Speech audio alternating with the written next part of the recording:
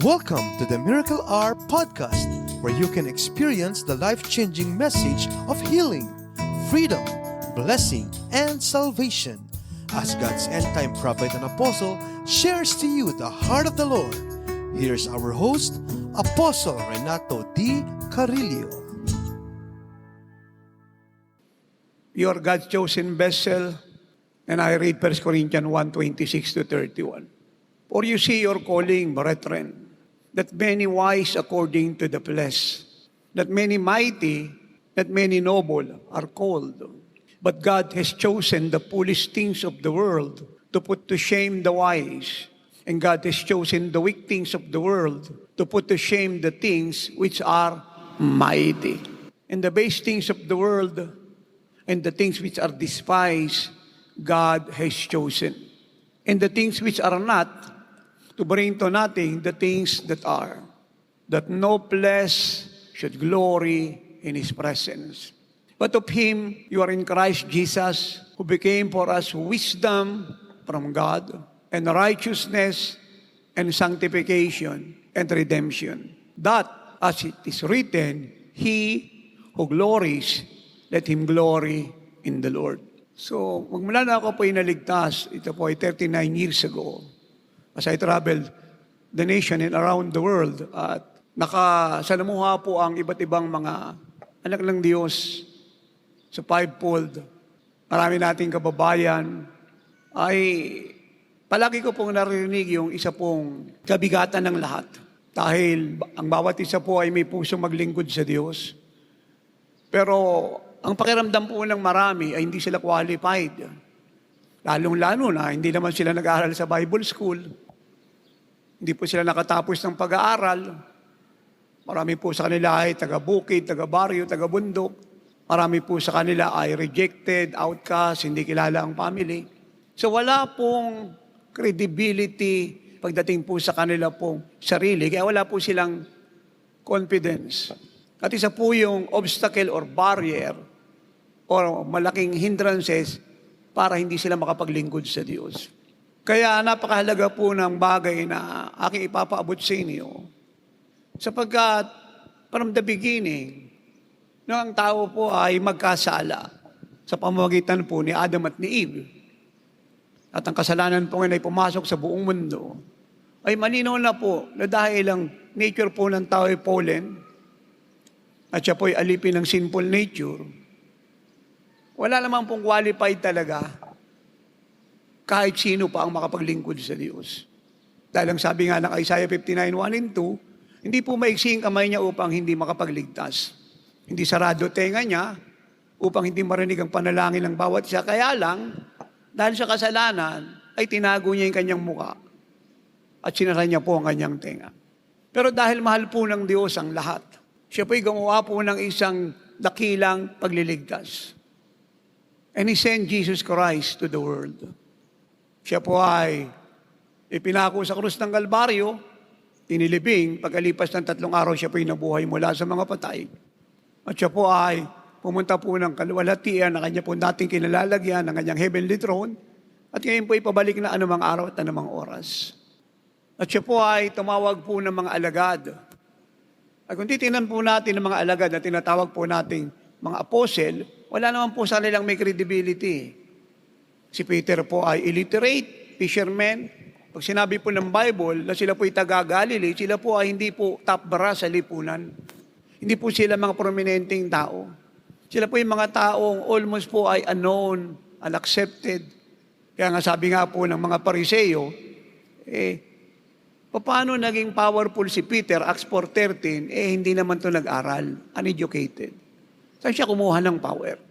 Ang kilala lamang pong top brass at meron pong mataas na kalagayan sa buhay, mga nasa Jerusalem, yung mga nagsipag-aaral, nagtapos po ng Torah at naging mga member ng Sanhedrin na binubuo po ng 70 scholar. Kaliban po rito ay wala na. Pero makikita po natin po yung malaking pagbabago nang si Jesus po'y dumating sa kanila. At yun po yung sulat po ni Apostle Paul na binasa ko sa inyo. Na tumatawag ang Lord ng mga mahihina upang ipahiya ang malalakas sa mundong ito. Tumatawag po siya ng walang kaalaman upang ipahiya po yung marurunong sa mundong ito. Tumawag po siya ng mga outcasts para ipahiya po yung mga tinatanggap ng mundong ito. Tumawag po siya ng mga nobody upang ipahiya ang somebody sa mundong ito. Kaya ang pagdating po ng ang solusyon sa problema po na aking ipinaabot sa inyo kanina patungkol po sa paglilingkod. At ito po yung magandang balita, mga minamahal, mga Tagalanao del Norte Church of God, sambayan ng Pilipino and nations of the world. Hindi lamang tayo niligtas ng Panginoong Kristo nung siya po'y dumating sa atin. Hindi lamang lahat ng sakit natin ay pinagaling niya. Hindi lamang po yung kahirapan ay sinira niya. Hindi lang lahat ng gawa ng diablo po ay totally once and full, inalis niya. Hindi niya lang po tayo ginawang bagong nilalang. Yung pagtira niya po sa inyo, sa akin at sa ating lahat, ang naging daan upang tayo po ay maging kumpleto. Upang kayo po ay maging sakdal at ganap. At wag niyo pong kakalimutan yun. Hindi po kayo kulang. Yung inyo pong kakulangan ay pinunaon na po ng Panginoong Jesucristo nung siya po ay dumating sa inyo. Walang sabi po ng Colossians 2, verse 6 and 7 ay ito, walk in Him, and that is Christ. Because you are rooted in Him and built in Him, strengthened in the faith, abounding in thanksgiving. In verse 10, and in Christ you are complete. In Christ you are complete. In Christ you are complete. So you must believe that. Kompleto po kayo. Don't ever believe the devil na kayo po'y kulang pa. Yun po ay insulto sa anak ng Diyos at kalungkutan niya po. Ang tumira po sa inyo ay hindi po tao. Siya po'y Diyos na may gawa ng langit at lupa. Pinakamakapangyarihan sa lahat. May-ari ng lahat. Kayang gawin ng lahat. At nung siya po'y dumating sa inyo, lahat po ng sinful nature niyo, tinanggal niya. 100%. At ang pinilit niya po yung kanya pong pinakabuhay.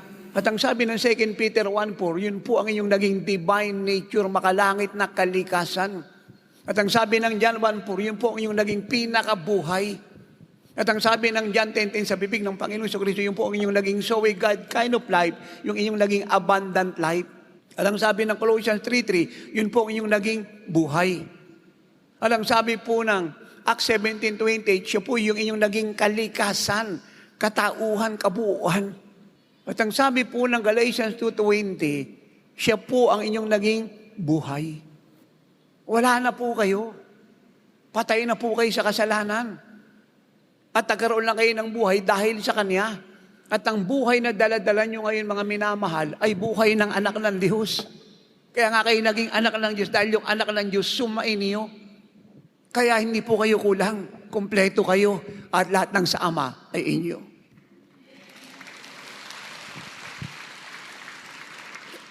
You must understand that. Kasi nga hindi nyo po ito naintindihan, palagi po kayong dadayain ni Satanas na kulang kayo. Totoo po yan, kulang po tayo, talagang wala tayo ng lahat ng bagay nung nasa kasalanan tayo. Pero nung napunta na si Kristo sa atin, wala na po tayong kakulangan. Dahil lahat ng Kanya ay siya nating naging buong kabuuan, pati yung kaharian ng Diyos ay atin na rin. At hindi natin kinakailangan makapasok sa langit para maghari. Dito pa lang sa lupa ay maghahari na tayo sapagkat ang nakatira sa atin ay overcomer, conqueror, powerful God na nagsabing nothing is too hard for Him to do. Kaya kung pag-aaralan niyo po ang buhay po ni Apostle Paul, siya po ay isang Jew, siya po ay naipanganak sa Turkey, at napakatalino po ni Paul. Siya po yung susunod sa yapak ni Gamaliel na renowned theologian, scholar. Lahat po ng credibility na kay Paul. Pero kung pag-aaralan niyo po ang kanyang mga epistle, makikita po niyo na wala po siyang binanggit kahit isa na yung kanyang credibility ay ginamit niya. Ang sabi niya po sa Galatians 6:49 ito, I glory on the cross of Jesus Christ, where the word is crucified unto me and I to the world. I glory on the cross of the Lord Jesus Christ. Ang pinakamalaki niya po ay yung cross ng Panginoon. Why the cross? Kasi yun po ang nagbago ng buhay niya. Si Kristo ipinako sa cross. Philippians 4:13, I can do all things through Christ who strengthens me, empowers me. Amen? Lahat daw po ng bagay ay ginawa niya at magagawa niya dahil kay Kristo. Si Kristo lang po dahilan. At isa pong malaking reason niya kung bakit tayo ng diablong maipangaral si Kristo sa bansang ito at buong mundo 24/7, relentlessly, quickly, without delay. Full blast at any cost. Dahil ayaw ng diablo ng mga anak ng Diyos at magiging mga anak ng Diyos ay maghari sa lupa at makasama ni Kristo sa langit habang panahon. Alam niyo ako po, hindi po ako nakatapos po ng high school. Even though may kaya naman po ang family namin, pero kagaya po ng ibang kabataan, mahilig po tayo sa bagay ng mundo, kalayawan, independent, kayabangan. Pero sa pangkasalukuyan, ay nabantog po, natanghal na tanyag ang buhay ng Panginoon Kristo sa pamamagitan ko. Hindi lang po sa Pilipinas, but around the world. Sa pangkasalukuyan, meron po kami 21 programa sa radyo. And humility, with all humility and respect to the body of Christ, wala po ko alam na fellowship sa Pilipinas na meron pong ganyang karaming radyo. Wala akong alam. Wala rin po ko alam na meron pinakamaraming television program kagaya namin ng amin po 5. 2 oras ng Himala Channel 24/7. Meron pa po kaming Trinity Broadcasting Network, inaabot po buong mundo, translated sa English. Nasa TV5 po kami, nasa PTV4, nasa Solarflix. Nakapagsulat po ako ng mahigit 200 aklat. May magazine. Nagbibiyahe po ako sa buong mundo. Ang preaching ko po ay English. At tinatranslate po sa iba't ibang language kung hindi po marunong mag-English yung mga bansang pinuntahan natin. Hindi po milyon lang ang gumaling sa ministeryong ito. Patay na buhay, bulak nakakita, bingi nakarinig, pilay lumakad. Ang mga wheelchair ay na-empty. Bukol na wala. Creative miracles. Walang pandemi nagkaroon. Wasak na mga bato na buo. Tinaningan ng 1 buwan at kalahati, mamamatay na, hinanda na yung libingan. Nung pinag-pray ko, binangon ng Diyos, kaagad ay pinagaling. Maraming buhay po na mahirap, sumagana, ang ministry, bagsak na buhay. Mga pastor na nagbabackslide na i-move forward. Naglagablab, nag-apoy. At ngayon po ay soul winner sa kanila po mga bayan. Speaker po ako sa iba't ibang gawain, sa iba't ibang samahan at sekta. Respected ng nasa gobyerno, magmula noon hanggang ngayon, ng buong kapulisan, kasundaluhan, ginagawang advisor ng mga hurado, piskal, prosecutor, abogado, mga matatalinong tao. And yet, hindi po ako nakatapos ng high school. Ang grade ko po, 74. No, kung kayo po yung magtatanong, paano nagkaganon? Isa lang po ang sagot ko, dahil kay Kristong sumasakin.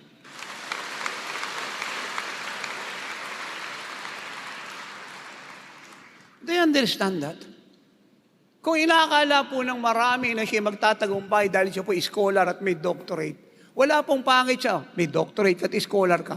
Pero kung dito ka asa, you are wrong. And you are doomed to fail. Kung inaakala ng marami siya po'y magtatagumpay sa ministeryo, sa negosyo, pamilya, pag-abroad. Dahil siya po ay talented, gifted, at meron po magandang personality. Maganda po ito. Pero kung dito ka asa, you are wrong. You are doomed to fail. Ano pong sabi ni Jesus? Apart from me, you can do nothing.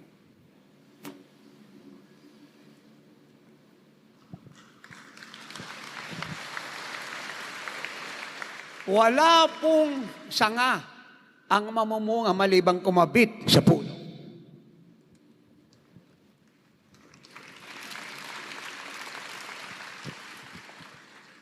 At bilang end-time apostle, napakalaki po ng burden po namin ang Panginoon Kristo maihatid ito sa church sa buong mundo, lalo na sa bansang ito.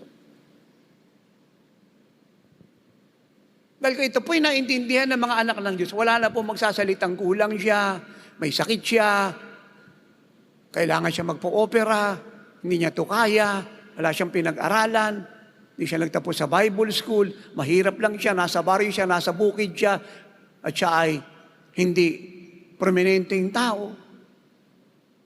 Kaya nga tiniran ni Jesus kasi kulang ka eh. Kasi kung kompleto ka na, hindi mo na siya kailangan. Alam mo ang sabi ni Apostle Paul? Walang tao ang dapat magmalaki. Si Kristo ang ating ipagmalaki. Kung kumpleto ka na, hindi mo na kailangan si Kristo. At walang reason si Jesus para bumaba. Kasi kumpleto ka na. Walang reason si Jesus para i-send yung Holy Spirit. Kasi kumpleto ka na. At wala nang reason ng God the Father para i-bless ka kasi kumpleto ka na. Pero alam ng Diyos na kulang ka at lahat ng bagay ala ka dahil sa sin. Kaya siya'y dumating para punuan ka. Kaya nga'y kumpleto ka na dahil sa Kanya.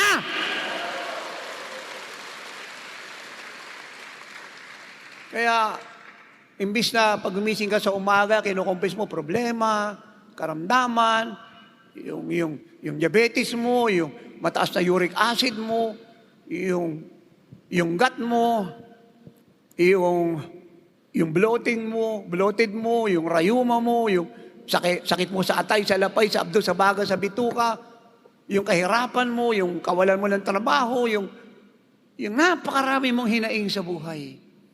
Ngayon, pagising mo sa umaga, kasi alam mo na revelation, iba na confession mo. Anong gagawin mo ngayon? Di kagaya ng sinabi ni King David sa Psalm 103 verse 1 to 5, Bless the Lord, all my soul, and all that is within me. Bless His holy name.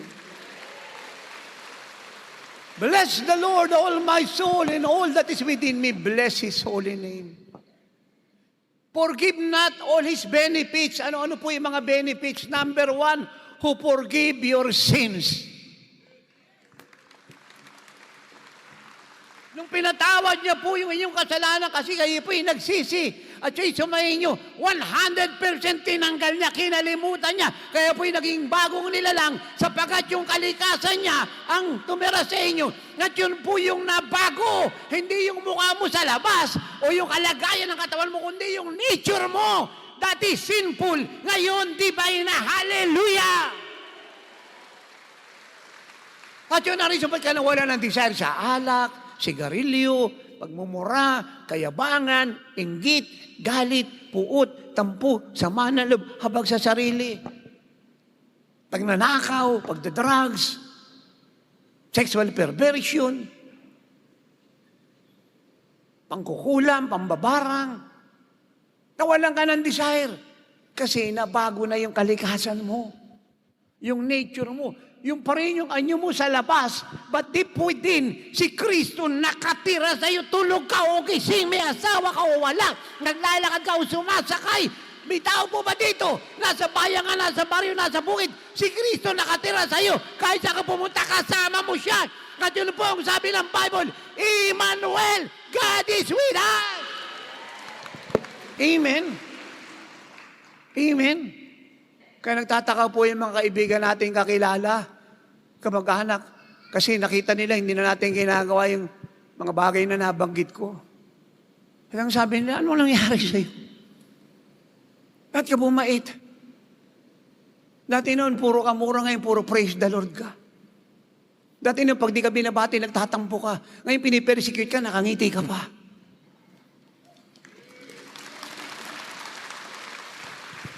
Dati noon, pagka sinismis ka, naghihiganti ka. Ngayon, pag sinichismis ka, nagpapala ka. At nagsasabi ka, oh, I love you with the love of the Lord. Oh, I love you with the love of the Lord. Amen. Dati noon, utang ka ng utang, ngayon ikaw na nagpapautang. Dati noon, buntot ka, ngayon ulo ka na. Dati noon, nasa ibaba ka, ngayon nasa itaas ka na. Dati noon, alang-ala ka, ngayon lahat ng sama iyo na. Oh, hallelujah! Ano yan, sir? Because of Jesus Christ.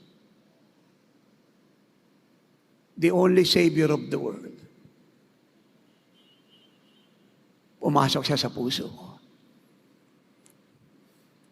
At hindi ito bagong reliyon. Hindi ito bagong sekta denominasyon. Hindi ito bagong theology. Ito'y bagong kalikasan. Kalikasan ni Kristo. Noon, pag nagpapamanila ka, Sinasabi ng mga kaibigan mo, punta tayong nightclub, happy hour ngayon. Nung napunta ka sa Lord, ang sagot mo, punta tayo sa church. Yun ang joyful hour ng buhay mo. Dati noon, panay sigarilyo mo, hindi ka nakakatulog. Ngayon, sarap ng tulog mo because the smoke, the Shekinah glory of God fill the house. Amen. Dati noon, batugan ka. Ngayon, purihin, pagka di ka inuutusan, napakasipag mo, nagbo-volunteer ka pa. Walang masipag dito, walang pumapalakpak. Amen. Oh my God. Yung buong kabuuan nyo, minamahal katauhan, ay si Jesus. Sa tingin kaya ninyo, matatakot sa inyo si Satanas na walang dahilan. Hindi siya natatakot sa inyo kahit magandang lalaki at magandang babae ka, tangya mo, at bilyonaryo ka, at politiko ka, at artista ka, sikat at tanyag ka. At lagi ka nanalo sa boxing. Hindi Satan matatakot sa iyo kahit Ruso ka, Chinese ka, American ka, Russian ka, European ka, Asian ka. Hindi siya matatakot sa iyo. Isa lang ang kinakatakutan niya, si Kristo ang nakatira sa iyo.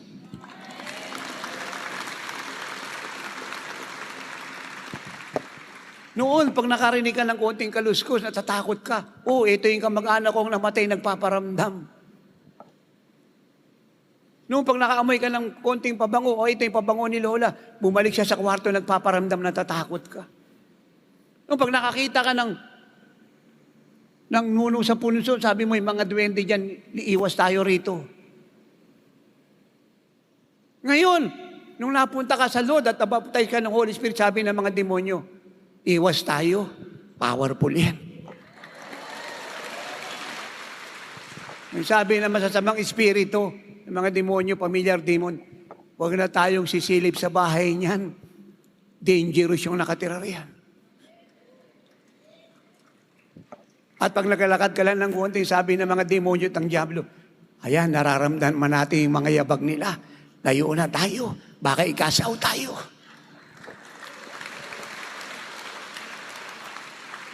Do you understand that? Everything in your life changed. Not some, not few, not many, but everything. 100%. Period. Amen. Kaya nga ang prayer namin ng inyong mga pastor, huwag kayong magbabackslide. Kasi pag nag-backslide ka, balikan na naman sa problema. Balikan na naman sa gawa ng diablo. Bugbog sarado ka na naman kay Satanas. Pero hanggang nagpo-forward ka, hanggang maging kagaya ka ng Panginoon, bugbog sarado si Satanas sa iyo kahit siya ka pumunta. Amen. Sabihin natin lahat kay Jesus Christ. Kompleto ko. Kompleto ko. Noon, naghahanap ka ng kapayapaan sa nightclub, happy hour. Pero pagka lasing na lasing ka na, nahulog ka sa kanal, nabukulang ka, hindi pala happy hour yung pinasok mo, hell hour. Noon, pag gusto mo ng biyaya, loto ka, sabong ka, swipistik ka. At ngayon, medyo modern na, electronic pa yung sabong. Minsan nananalo, masaya ka ng konti, pagtalo, lungkot mo lang isang buwan. No, pag nalulungkot ka, naghahanap ka ng clown, palaso. Papatawa, hanap ka ng comedy picture, nood ka dun, sa harap ka pa. Kasi para makalimutan mo yung problema mo. Noon, pag marami kang problema, dinadaan mo sa alak, nilalasing mo sarili mo, ayun, sarap tulog mo kasi lasing ka, pero pagising mo, yung problema, ando doon na naman.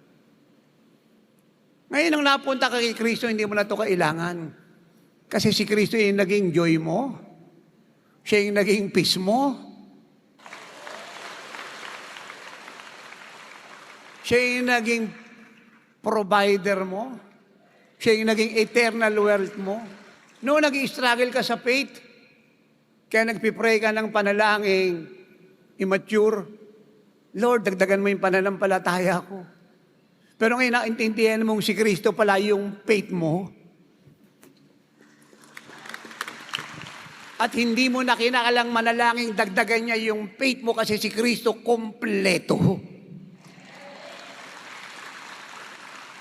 Noon, takot ka sa sakit, lalo sa COVID.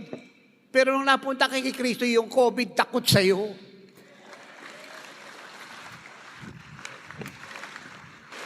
Amen. Dati noon, awang-awa ka sa sarili mo, puno ka ng self-pity. Hindi ako nag-aral, bobo ko, mangmang ako, kawawa ako. Eh nung napunta kay Kristo, ang tali-talino mo, si Kristo na yung wisdom mo.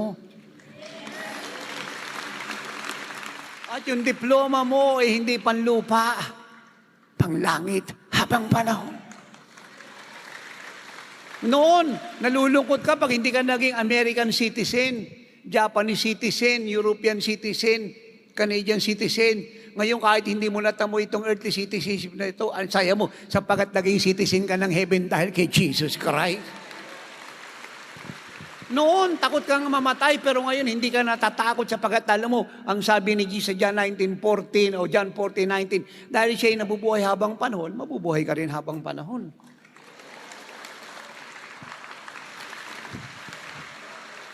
Mahinang pumalakpak dito, hindi mamamatay. Hallelujah! Amen? Amen? Do you believe Jesus? John 14:19 ang sabi niya, because I live, you live forever. Isa may nagtanong po sa akin, sabi niya, Apostol, bakit ini-stress mo at idinidiin? May mga namatay kay Kristo o natulog kay Kristo yung muling mabubuhay mula sa mga patay. Ano yung proof mo? Kako, madami pero isa lang yung proof na sasabihin ko sa iyo.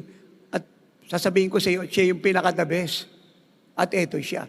Kung paanong binuhay ng God the Father si Jesus mula sa mga patay, yung lahat ng sumaka niya ay bubuhayan din ng Diyos. In Christ you are complete. You see, isa lang po ang dahilan para tayo ma-qualified sa lahat ng bagay. That is to be in Christ. At pag nasa Panginoon ka na, then, begin to live His life. Ilang po yung qualification. Be in Christ, live like Christ. Isn't God so good? Yung pinaghihirapan ng napakarami po ay sinimplify ng Diyos. Isn't God so good? Si Jesus lang yung kailangan mo. Alam mo ba ninyong lahat na hindi po masama kung magkakakotse kayo, magkakabahay kayo, magkakaroon kayo ng maraming pera, ng maraming credential o pinag-aralan, hindi po pangit yun. But let me say this. Huwag niyo pong isipin na pagka kayo po yung nagkaroon nito, nadagdagan kayo. Hindi po kayo nadagdagan. Meron kayo o wala nito, kay Kristo kompleto kayo.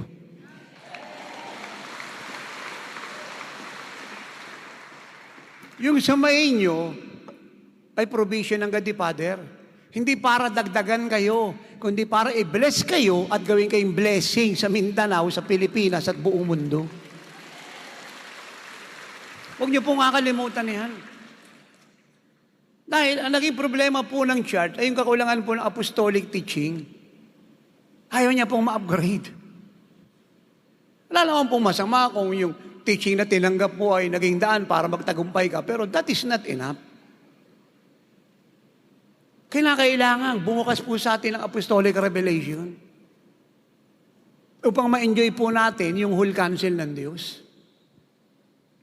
Hindi kasi ibig sabihin full gospel po tayo, yung whole counsel ng Diyos, alam na po natin. No. It's a long way to go.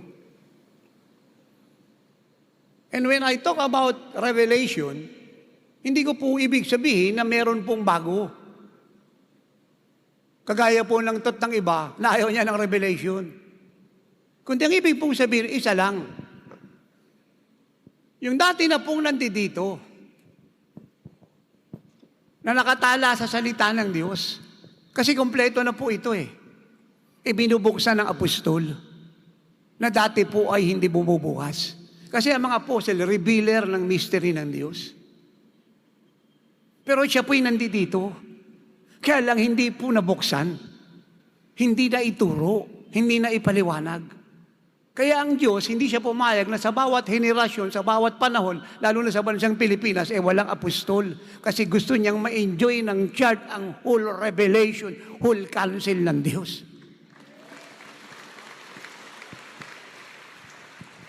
Dahil mahirap sa church ang maging kagaya ni Jesus, maliban na maintindihan niya yung buong katotohanan na nakatala sa kasulatan. Wala na tayong idadagdag parehan. Hindi mo siya pwedeng bawasan, hindi mo siya pwedeng dagdagan. Perfect na infallible, trustworthy, reliable, free from any impediment, flawless. Kompleto na po yan. Do you get that? Binubuksan lang po ng apostle yung hindi naintindihan ng church. Kaya wag po tayong matakot na makarinig ng isang kapahayagang hindi po bago. Matagal nang nandiyan dyan, kaya lang hindi nabuksan. Naintindihan niyo po ako. Naunawaan niyo po yun. Kaya yun po yung burden ng lingkod ng Diyos. Sa dami ng teaching na tinanggap ng church, sa dami po ng prophet na nagpunta, nag-prophecy, nag-lehas, nag-anoint, hindi po makarating ang church doon sa kanyang total absolute victory.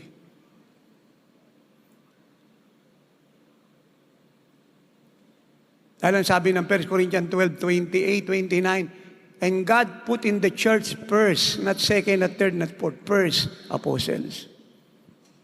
Ephesians 4:7-11, and God gave some to be apostles. Plural, sabihin ongoing, meron noon, hanggang ngayon meron. Nasa continuous present tense. Especially ngayon po, malapit ang bumaba ang Lord.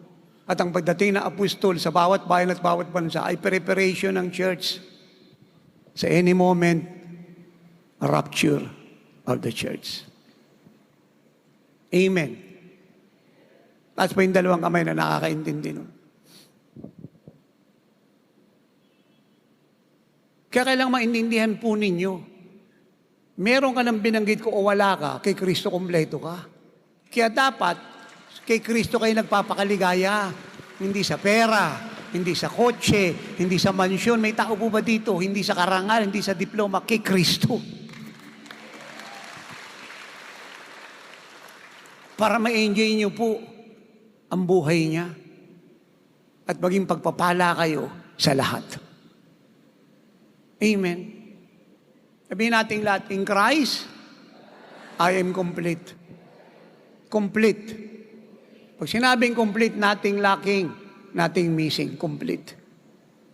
Amen. Kaya ito po ang dapat maunawaan ng church na siya'y complete.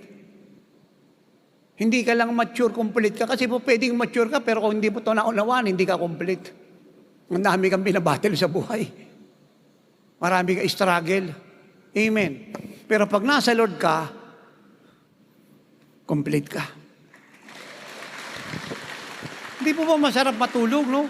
Umaga, tanghali, hapon, gabi, ano man na nangyari sa mundo, kumpleto ka. Kaya yun po yung dapat natin ipagpasalamat. Bless the Lord, all my soul, and all that is within me. Bless His holy name. Bless the Lord, all my soul, and all that is within me. Bless His holy name. Forget not all His benefits. Ano po yung unang benefits? Who forgive all your sins. Pinatawad niya po mga kasalanan natin. Kaya kung may pinapaalala ang Diablo, sabi mo sa Diablo, Satanas, ang kapal ng mukha mo, talo ka naman, nagsasuggest ka, palumayas ka.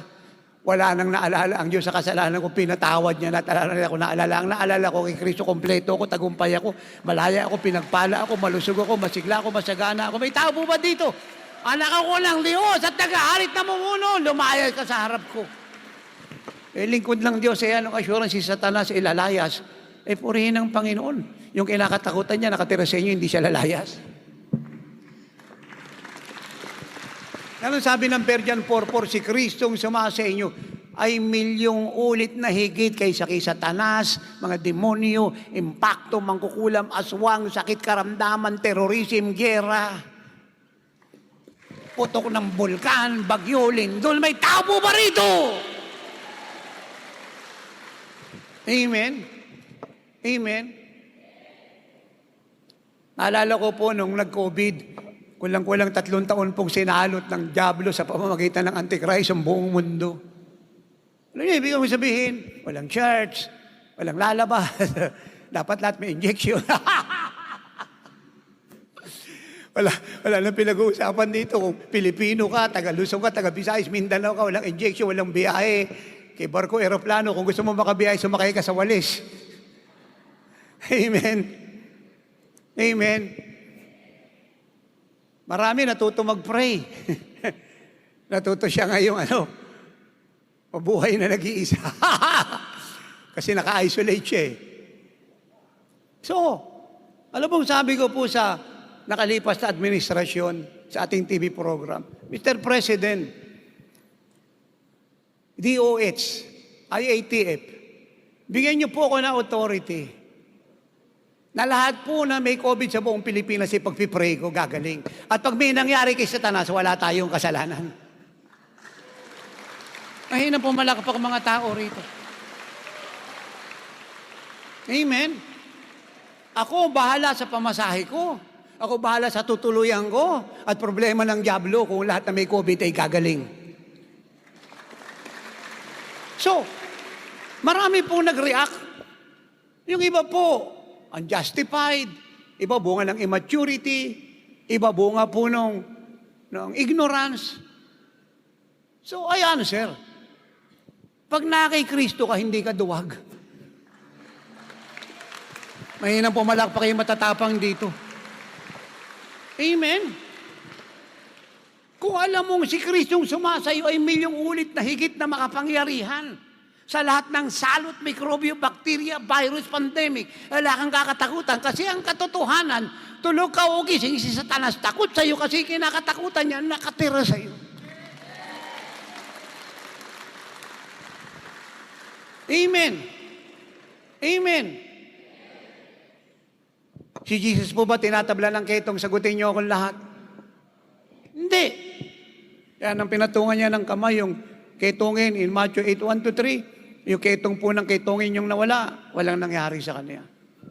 Si Jesus ba nakatira sa inyo? Hindi, walang gawa ng dyablo tatalab sa inyo. Now, ito po ngayon ang tanong.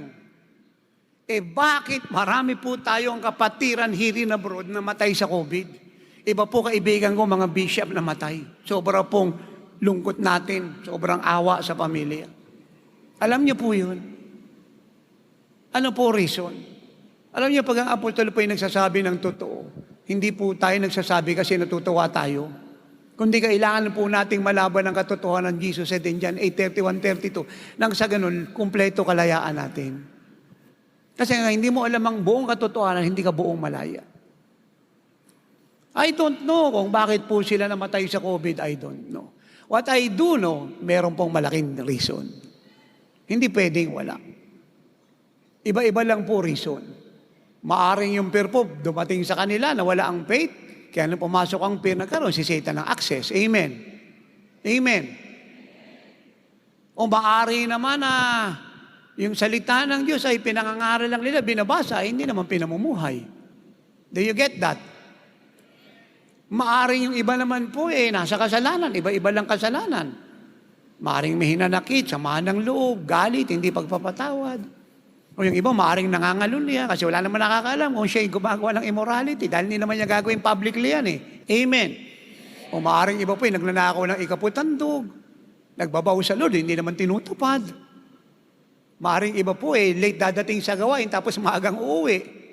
Yun ang nakakatawa, late dumating, maagang umuwi. Amen. Amen. O maaring iba naman habang nagtuturo yung ating mga bishop at mga kapastoran natutulog sa upuan. Amen. Pero pag nanonood ng telebisyon, gising siya. So, marami pong reason. Maaring kumakanta siyang I love you with the love of the Lord. Pero nung siya po napagwikaan ng konti, kinorek. Kasi nagkamali, nagagalit na, nagre-rebelde, hinahati na yung church. At sinasabi niya, si Bishop, ang lakas kumain ng spaghetti niyan. Si Pastor, yung mano ko, pinagpipray. Yung mano ko, pinagpipray, ako hindi. So, kasi na-correct, tinuruan, ayaw magpasakop. So, marami pong reason. Pero ang totoo, pag malinis puso mo, kay lahat ng diablo umikot sa iyo, no effect. Ngayon ang pumalakpak mga tao rito. Amen. Bless the Lord, all my soul, and all that is within me. Bless His holy name. Forget not all His benefits, who forgive all your sins and heals all your sicknesses and diseases. Kayo po may sakit karamdaman, tinapos na ni Jesus sa cross yan. At ngayon pupunta kayo sa Kanya, tapos na po yung pagtira dyan ng mga karamdaman sa katawan nyo, tapos na po siya. Alam nyo, 39 na taon na po ako nagbibiyahe sa Pilipinas, buong mundo. Naglingkod ng totoo. Nangaral ng totoo. Hindi ko na po alam yung salitang pahinga. Ang alam ko lang po, yung nagpapahinga, patay. Pag na kay Kristo ka walang pahinga, rapture lang na buhay.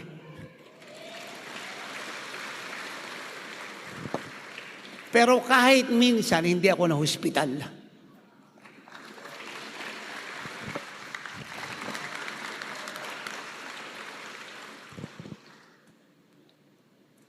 "26 years old na po ako. Kung hindi kayo naniniwala, bahala kayo.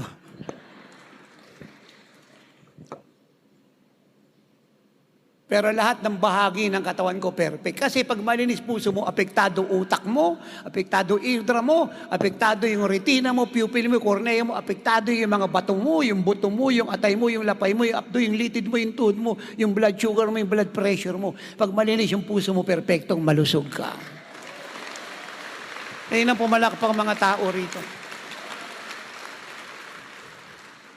Kaya ang inyong immunity at immortality isa lang, si Jesus lang.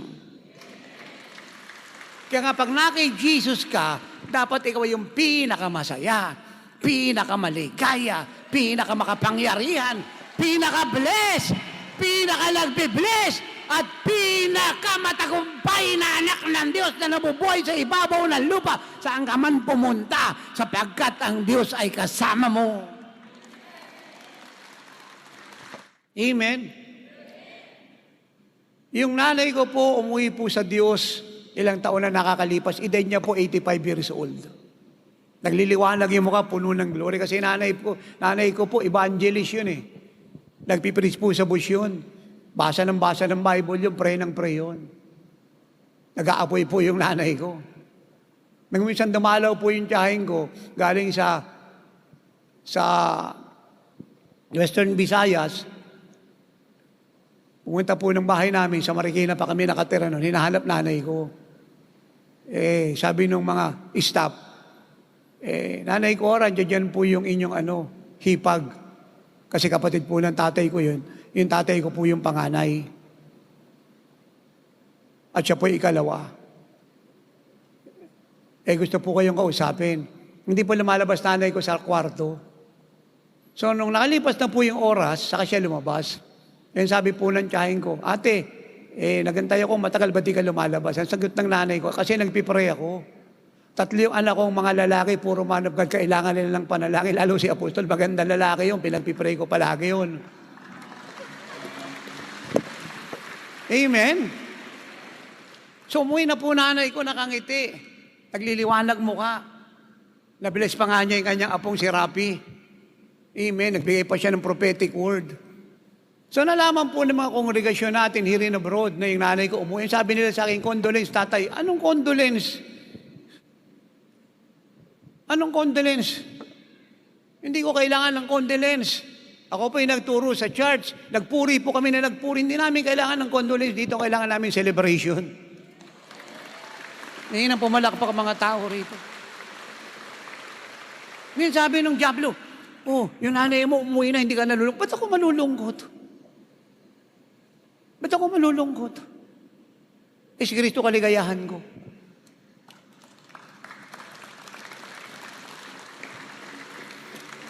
Tingnan niyo po ako. Kung malulungkot po ba kayo, babangon pa nanay ko? Sagutin niyo naman ako. Kung tutulala ka rin, mag-aatok, babangon pa nanay ko? Common sense.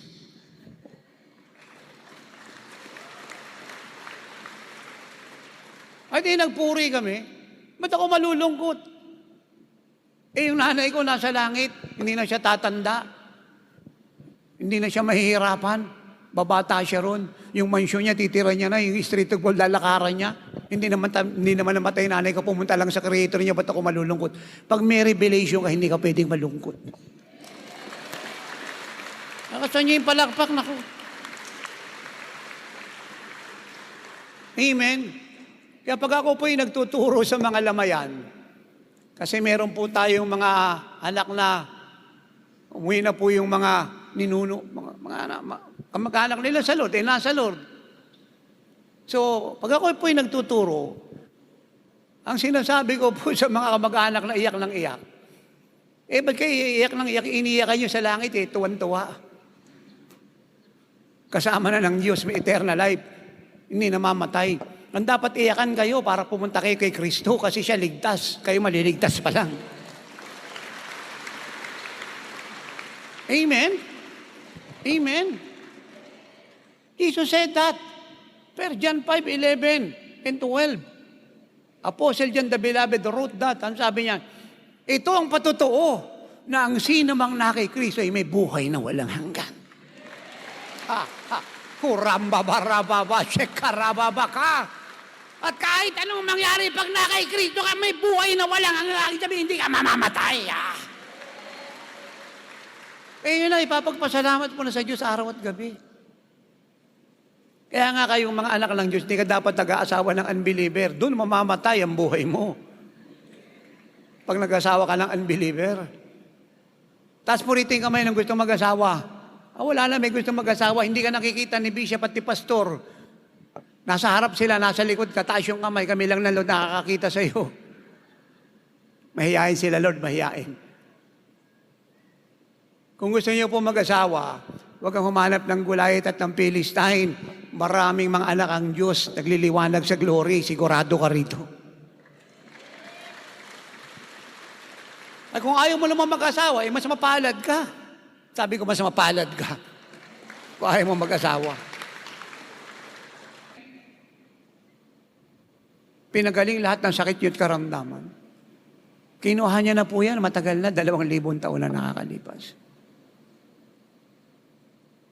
Kaya huwag niyong sabihin at sinusubukan ka ng Diyos, tinuturuan ka ng leksyon. Paano pag namatay ka na, paano ka matututo?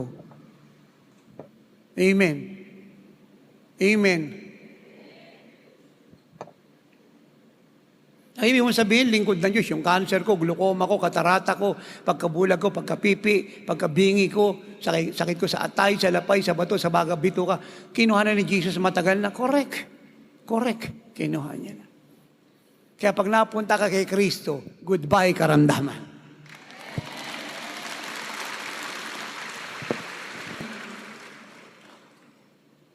Who redeem you from the pit of destruction. Ano yung kasalanan? May dulot na kapahamakan po yan. Pinubos tayo ni Kristo.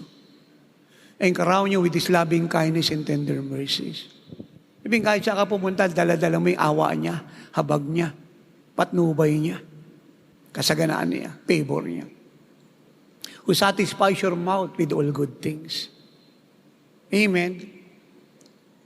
Kaya yung nagsasalita ng negative, naninira ng kapwa, nagchichismis, hindi sila nakakaranas ng good things ng Diyos. Kasi pag nakakaranas ka ng good things, lahat ang lalabas sa bibig mo, good word, God's word, hindi bad word. Yung pong hindi nakakaranas ng kabutihan ng Diyos, kasi ayaw sumunod, nasa kasalanan, mura ng mura yan. Palagi nalalait ng kapwa yan. Palagi naninisi ng kung sino-sino yan. Pero pag nasa Lord ka at nararanasan mo kabutihan niya, kahit anong mangyari, lahat ang lumalabas sa bibig mo, ipasasalamat sa Kanya. Papuri sa kabutihan niya, sa kadakilaan. At hindi ka nag-aalimura ng kapwa mo, hindi ka nagka-curse, hindi ka naninirang puri. Because you know, love covers the multitude of sin. Amen. You simply pray for them. At kung may pagkakataon, speak the truth in love. Hindi mo binubroadcast yung kasalanan.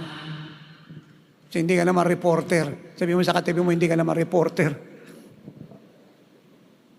They understand that? At ito po maganda. Who renew your strength more than a youth? Amen. Yung edad natin nadadagdagan pero yung lakas ng Diyos sa atin hindi nababawasan. Hindi siya nagbabago. Si Caleb, 85, handang makigera. Si Moses, 120 yung edad, umakyat ng Mount Nebo. Taas-taas po nun sa Jordan. I know that because I've been in Jordan. Kaya huwag mo sabihin, 60 ka na, mahina ka na, may rayuma ka, 65 ka o 70. Tanungin mo si Moses, anong secret niya? Bakit di siya napapagod o bakit ng bundok na gayon o palang 40 days yung sa Mount Sinai? Alam niyo kung anong sikreto niya? Number 1, malinis puso niya. Number 2, kumakain po siya ng biblical food. Ika-3, pinamumuhay niya yung word of God. Ika-4, puno po siya ng glory ng Diyos. Ika-5, sumusunod siya. Lakasan niyo yung palakpak niyo. Yan ang sikreto. Si Pablo kahit minsan din nagkasakit. Si Pedro, yung mga apostol, walang namatay sa kanila sa sakit at karamdaman. Takot lang ng asong kinagat si Pablo. Tinabla ba si Pablo ng kagat ng ahas? Sagutin niyo ko, hindi. Kasi nga si Kristo hindi tinatabla ng gawa ng diablo, kaya magsalita ka walang tatalab sa iyo para walang tumalab sa iyo.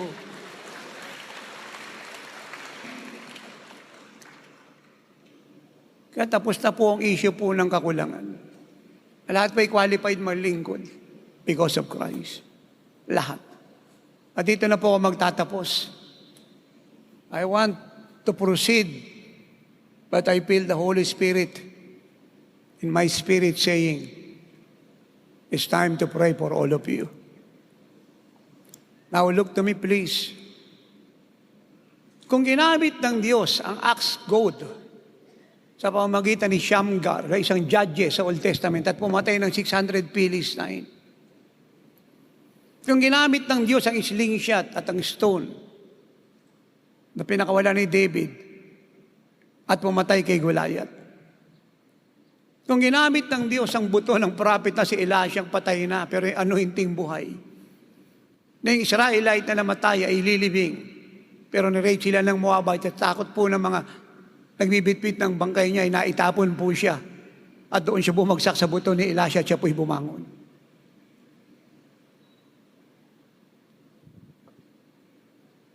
Kung ginamit po ng Diyos ang prayer cloth na nadikit sa katawan ni Apostle Paul, na lahat ng may sakit ay gumaling, ang mga demon boses ay lumaya. Kung ginamit po ng Diyos ang jar para lagyan ng tubig at gawing purong-purong katas ng ubas, at i-bless po ang mga umatay ng weddings sa Cana.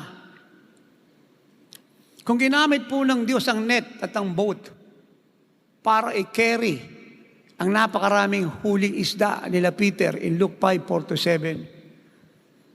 At kung ginamit po ng Diyos ang manger para tuluyan ni Joseph ni Mary at ang bagong silang na bata ang ating Panginoong Hesus.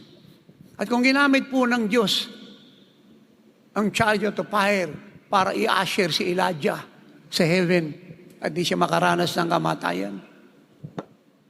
Ito po ito ay ting.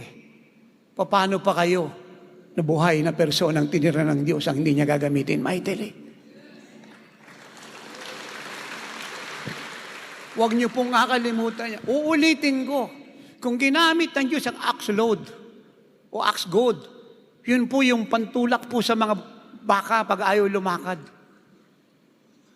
At ito po'y ginamit ni Shamgar, na isa sa mga hukom sa Book of Judges na pumatay ng 600 Philistine. Kung ginamit po ng Diyos ang slingshot ni David, ang bato para patayin ang champion ng Philistine na si Goliath. Kung ginamit po ng Diyos ang dead bone ni Elisha para buhayin ang patay, ang prayer cloth na hindi nagsasalita, walang pakiramdam, na naisahit sa katawan ng apostol at dinala sa lahat na may sakit karamdaman, ng lahat na may karamdaman ay gumaling, ang demon possess ay lumaya. Kung lahat po lang ito ay ginamit ng Diyos mightily, pati po yung jar nilagyan po ng tubig na ginawa ng Panginoon, purong-purong katas ng ubas para i-bless po ang umatay ng wedding sa Cana. Ay kung ginamit niya po yung lambat at bangka para paglagyan ng maraming huli nila Pedro ng isda. At ginamit po niya ang chariot of fire para i-usher si Elijah sa heaven. Ito po mga ito ay walang buhay.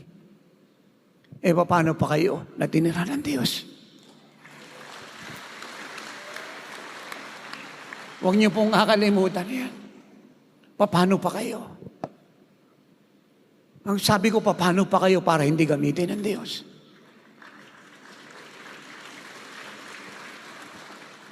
Amen. Kung kayo po yung magtatanong, bakit ko narating ang ganitong kalagayan at kinuwento ko na po sa inyo yung sitwasyon ko at kalagayan sa buhay? Isa lang po ang akin pong sinasabi sa inyo kanina pa. Si Jesus po ang dahilan ko. Si Jesus. Siya ang lahat sa lahat sa buhay ko. Sa Kanya ako kumuha ng lahat ng bagay na ginawa ko. At ang pagdating ng Holy Spirit sa inyo ay para selyohan ng buhay na yan. Para i-glorify ang buhay na yan. Para buhayin sa inyo lahat ng teaching ni Jesus. Yung lahat ng Kanyang ginawa upang nang sa ganun ito po yung inyong magawa. At isa lang po ang sinabi sa akin ng Lord 39 years ago. Anak, I want your life. I want your life. Give me your life.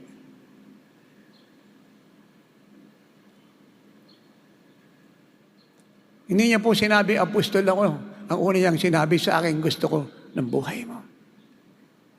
Later na po, nung binabigay ko ang buhay ko, sinabi niya sa akin, you are my end-time apostle. At ba't ko ito kwento sa inyo? Kasi marami po sa inyo sumayorkat sa paglilingkod. Gusto niyo munang magkaroon ng posisyon sa fivefold. Hindi naman po masama. Pero nakalimutan ninyo, hindi po yun ang una. Ang una, ang buhay niyo ay isuko niyo sa Kanya ng lubos. 3 buwan po ako sa Panginoon nung hiningi niya ang buhay ko. Sabi niya, anak, akin ang buhay mo, ibigay mo siya sa akin. Iniwan ko po ang negosyo. Lahat iniwan ko. And I follow the Lord. Noong June 1988, I was praying 5 hours, 7 hours, 9 hours, 13 hours, 20 hours for years. The Lord visited me and He said, son, anong gusto mo sa buhay mo? 4 na oras po kami nag-uusap ng Lord. Ang mga totoong apostol po sa Bible ay nakakausap ang Lord. Naranasan ng mga apostol ng Panginoon. Kaya kung meron po nagsasabing siya po yung anak ng Diyos, pero hindi niya kilala si Jesus, at siya'y gumaganang gawa ni Jesus, kulto po yun. Impostor yun. Amen. Fake po yung puwit ng baso yun. Ang totoong mga lingkod ng Diyos ay normal ma-encounter ang Lord araw at gabi. At hindi namin hinanap ang Lord. Siya yung naghayag ng sarili sa amin. At hindi niyo siya hinanap, siya rin ang naghayag ng kanyang sarili sa inyo para malaman ninyo na lahat ng tinawag niya, binibigay niya ng karanasan sa kanya.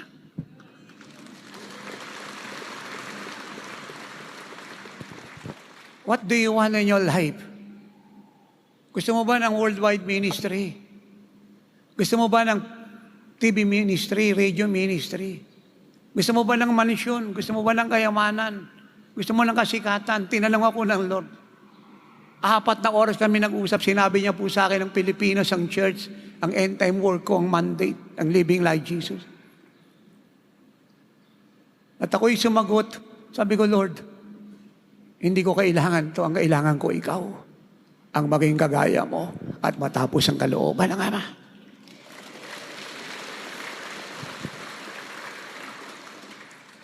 Hindi po masama kung tayo po i-bless materially, financially.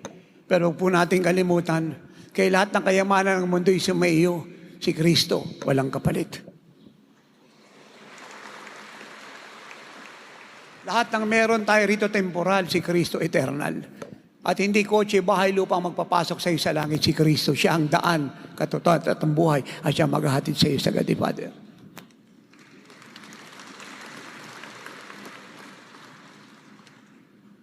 nagawa ng Lord sa akin, ang ganito gagawin niya rin sa inyo. Just give your life. 100%. Dahil siya na ang may-ari ng buhay ko, wala na po akong pakialam kung anong gusto niyang gawin sa buhay ko. Kahit saan niya ako papuntahin, pupunta ko. Lahat ng ipagawa niya, gagawin ko. Lahat ng hiningi niya, ibibigay ko. Hindi po mahirap intindihin yun. Dahil siya ang Panginoon, hindi ako.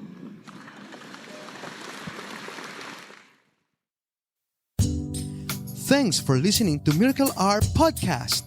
If you are blessed with our program and want to know more about the Lord, like us on our Facebook page at www.facebook.com/JIOSWM and subscribe to Jesus is Our Shield Worldwide Ministries YouTube channel.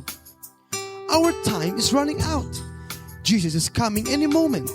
Apostle Renato D. Carrillo is mandated by God to bring the church to its full potential and to live like Jesus. Have a part in this end-time move of God. Pray, fast, and give to the work of the Lord. To God be all the glory.